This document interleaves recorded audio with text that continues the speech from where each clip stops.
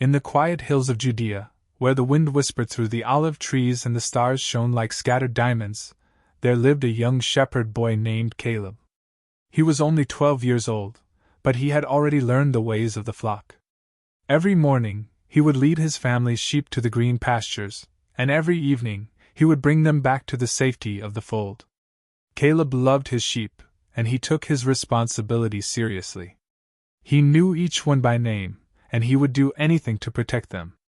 One evening, as the sun dipped below the horizon, Caleb noticed something unusual. A group of travelers was passing through the valley below. They were not like the merchants or pilgrims he often saw. There was something different about them.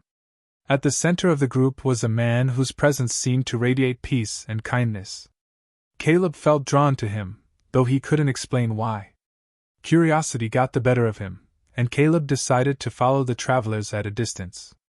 He left his sheep in the care of his older brother, and quietly made his way down the hillside. As he drew closer, he overheard the man speaking. His voice was calm yet powerful, and his words were unlike anything Caleb had ever heard. "Blessed are the meek, for they will inherit the earth," the man said. "Blessed are those who hunger and thirst for righteousness, for they will be filled." Caleb's heart stirred. He didn't fully understand the meaning of the words, but he felt their truth deep within him. He wanted to hear more, but he was too shy to approach the group. Instead, he hid behind a tree and listened as the man continued to speak about love, forgiveness, and the kingdom of God. When the man finished speaking, the crowd began to disperse.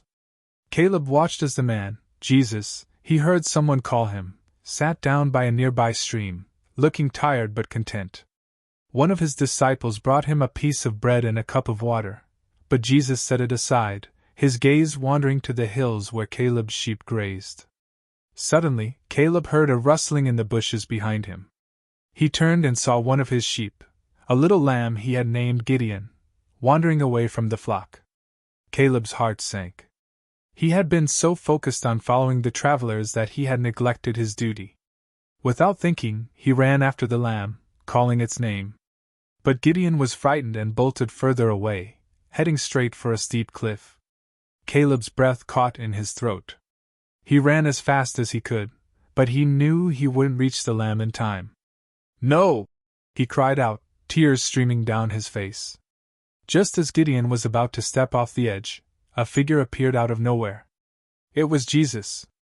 He moved with a calm urgency, scooping the lamb into his arms just before it could fall. Caleb stumbled to a stop, his chest heaving with relief and gratitude. Jesus turned to Caleb, holding the lamb gently. "Is this yours?" he asked, his voice warm and reassuring.